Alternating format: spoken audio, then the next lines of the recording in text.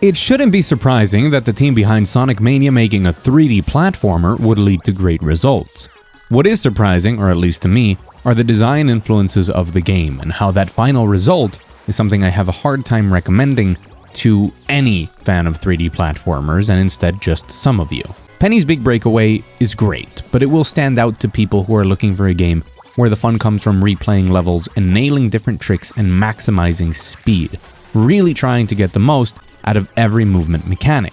If what you're looking for is a very casual platformer, one that will make you smile as you play through it, Penny can fulfill that, but in my opinion, it's not as good as a lot of its competition, and I would rather recommend something else to somebody looking for that experience. That's because I do think some of the worlds here, which basically function like zones in Sonic, can become a little repetitive. Some of the individual levels lack identity, they don't surprise you as much as other games. It can also be very buggy, and it simply doesn't provide that memorable experience that maybe a Sonic game or even Yooka-Laylee or A Hat in Time do provide, in my opinion. So by the way, I'm Mukthief, I talk about games, and this is my review for Penny's Big Breakaway. A big thank you to Private Division for providing me a Steam key for this review.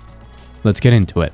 The setup for Penny is very simple. It's a colorful world of different characters who will end up being the bosses. You play as Penny and her sentient yo-yo, and you have to traverse different worlds while platforming to defeat those bosses at the end of them. The levels take a bit from 3D Sonic, as you might imagine, and they do mimic that zone style, but the levels themselves feel a little bit more inspired by Mario 3D World and 3D Land as well. This is because they use a fixed camera angle that can indeed be a problem, and they feature 6 different collectibles per level, 3 of them little mini objectives that you can complete, and 3 simple tokens that you pick up, which reminds me of the structure of those Mario games and how there's little extra things to look for in every level. All of them are pretty bite-sized, and each one tries to have a unique gimmick whether it works out or not, but they're designed around replayability. The biggest Mario comparison, however, is Mario Odyssey, because Penny really thrives on its movement mechanics. Penny can jump, dash on the ground or in the air using her yo-yo, she can send her yo-yo out and swing from it, and copying Sonic's spin dash, she can ride the yo-yo. All of this is based on momentum and gaining speed and feels really good when you're doing it. But the act of jumping, dashing, swinging from the yo-yo at the perfect time to get max distance, it all reminds me a lot of using Cappy in Mario Odyssey. Well, if Cappy could also turn into roller skates. All of that movement, as well as the overall charm of Penny, are huge selling points that make me love the game. Although speaking of that charm, it's not very realistic because the bad guys are penguins, which just throws realism out the window. We all know that penguins could never be evil, and I would love to be chased by penguins. I mean, let's be honest, this is just silly. The problem starts to come in when you break down what the game actually wants to do and how it's the most fun when you're playing it. There is that very strong emphasis on movement, which generally feels good, but sometimes inputs and camera angles and things like that can complicate it. The bugs can get in the way of a really good run, and your momentum can be halted not by something strange, but by you simply disappearing off the level. And even though Penny has all of that charm, and those movement mechanics are great when they work, and it has a spectacular soundtrack by T. Lopez and Sean Bialo, those different bugs and some of the pacing issues can really hold the game back. For me, the biggest problem comes with its appeal, because we can look at this game in 2 different ways.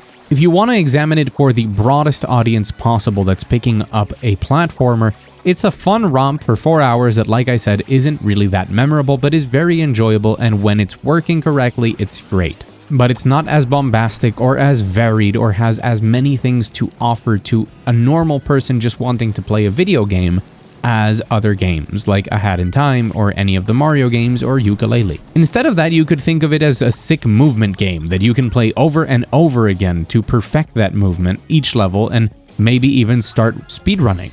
Although if you look at it that way, the bugs do become more egregious. But if that is something that you're interested in, and when you're watching this gameplay you keep thinking, oh, it would be even faster if you did this or if you nailed this move, this is the game for you. And I think that's important to recommend as well. It's still a good game if you're looking for a 3D platformer to enjoy, but it can be excellent if you are in that niche of people who really want to get into some movement tech and explore a game to its limits. And this is where some of the pacing comes into play to make it more frustrating on both sides. If you're just doing a casual playthrough, you're not going to invest in this game to replay it multiple times.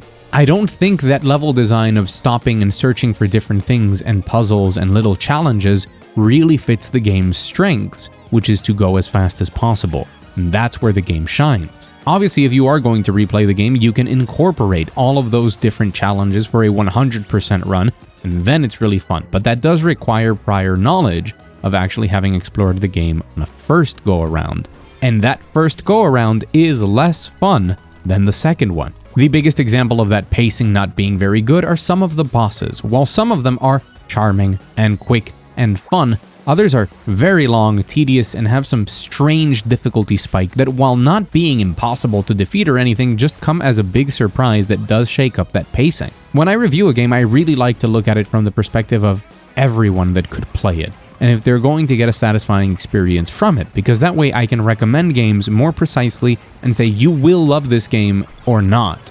And because of the way Penny is designed, I think that a lot of people could play the game and never discover the joys hidden in these mechanics, or how fast you can go, or how to take advantage of every little thing to skip certain sections of levels, or to reach higher places, or to just go as fast as possible.